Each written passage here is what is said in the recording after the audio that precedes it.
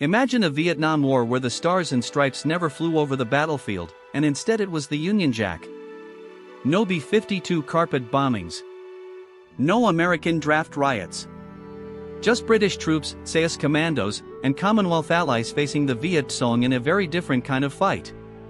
Would Britain's jungle warfare experience have turned the tide or ended in the same heartbreaking defeat? History is full of tantalizing what-ifs. What if the Saxons had won at Hastings? What if Julius Caesar had lived to fight another day? What if Gavrilo Princip's pistol had jammed in Sarajevo? After World War II, the French tried to reassert control over their colony of Indochina. It did not go well. Vietnamese independence movements, led by the communist revolutionary Ho Chi Minh, fought the French to a bloody standstill. In 1954, after the crushing French defeat at Dien Bien Phu, Vietnam was split in two, a communist north and a capitalist south. The Cold War had a new flashpoint. In our real timeline, the United States gradually replaced the French.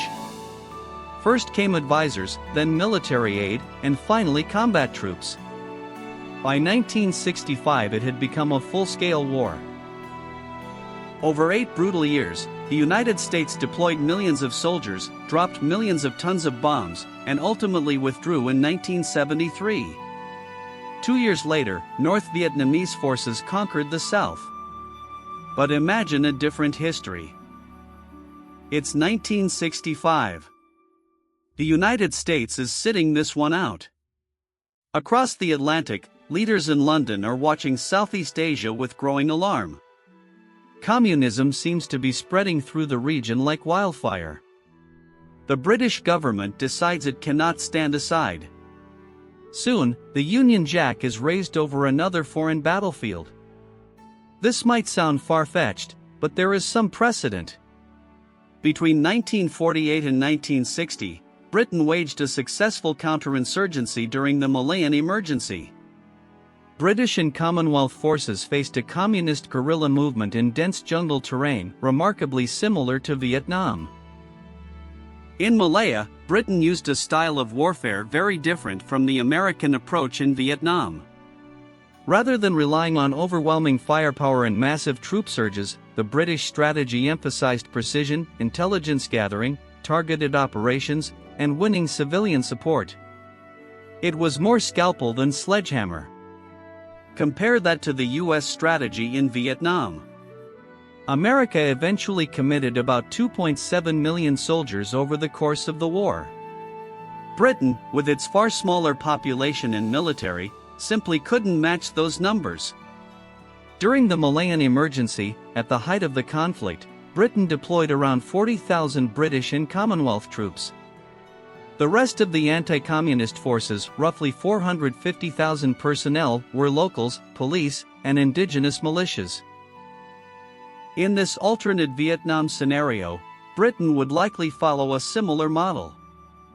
A coalition of British regulars, Australian and New Zealander units, and the famous Gurkhas.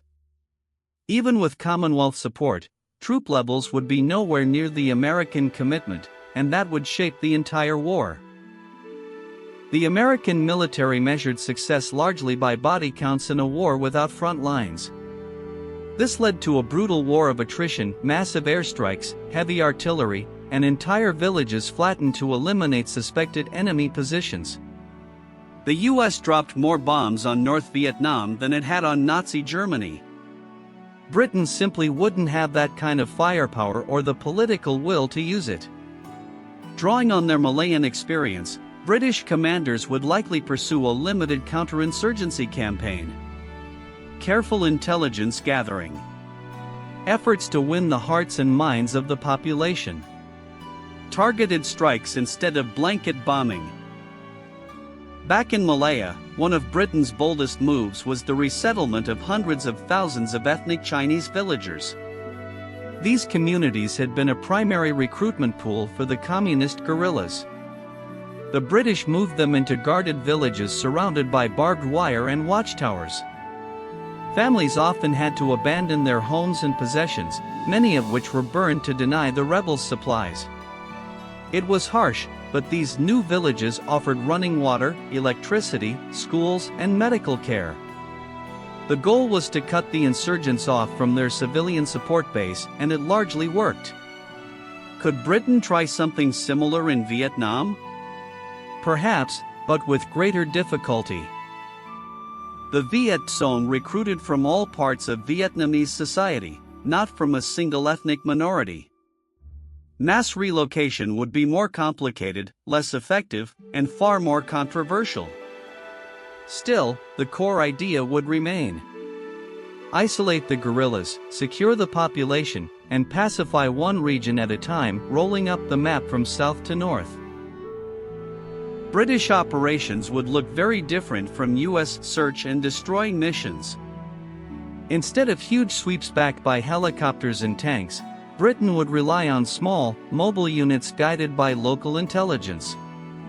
Picture SAS teams moving silently through the jungle, conducting surgical strikes, rather than B-52s turning entire valleys into craters.